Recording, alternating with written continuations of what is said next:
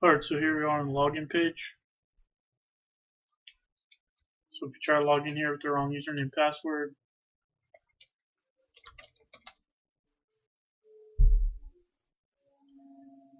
it says invalid username.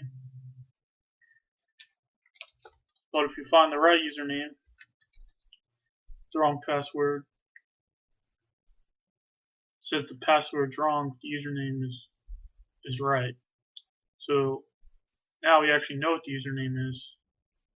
So in this case, you could actually take the username and brute force attack this login, since obviously it has no protection on it at this point. And how we do that is through WP scan. And again, this is a tool that hackers use, pretty much automates the whole process.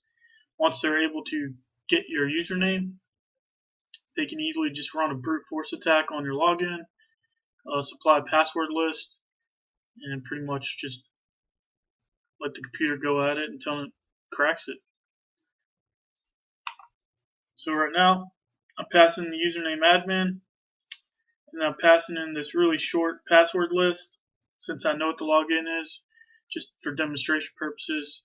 But you can see how this tool is going to work here.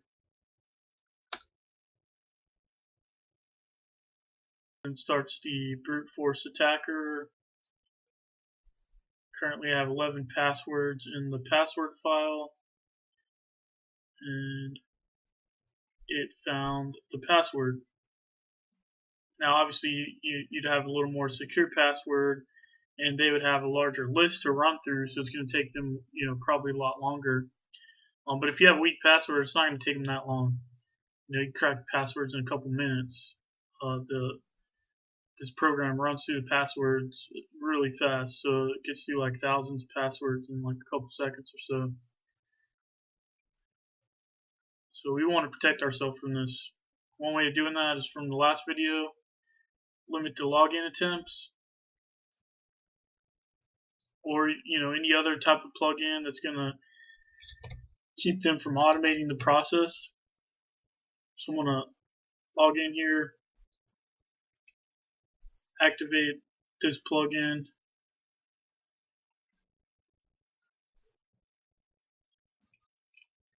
So I have the limit login attempts here. I'm going to activate. Just going to let the default settings stay the same. It's going to give four attempts before it locks us out. So that's activated. Now if you go back to this WP scanner, rerun the scan.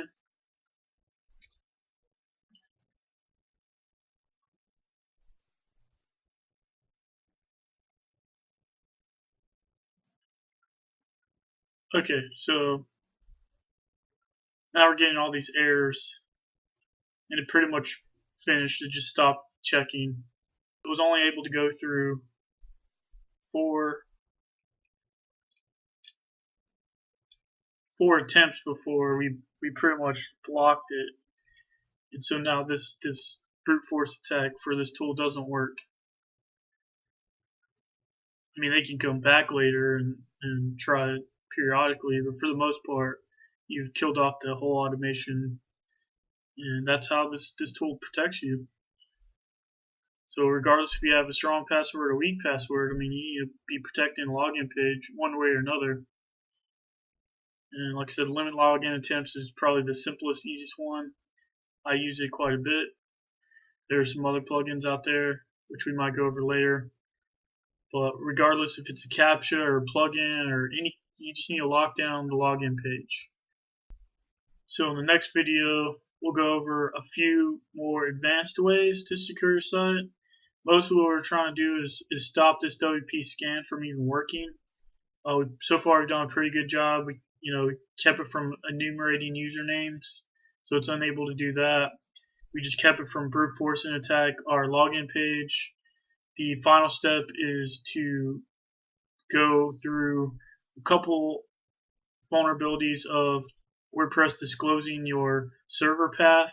And the last thing, the most important thing, are the plugins, vulnerable plugins.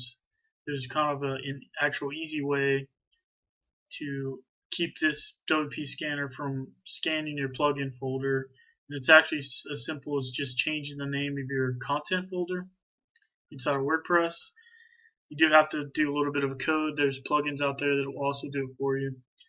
So in the next video, we'll go over kind of the final steps of really securing your website, your WordPress website, to protect against this WP scan tool, and overall just a better security for your website.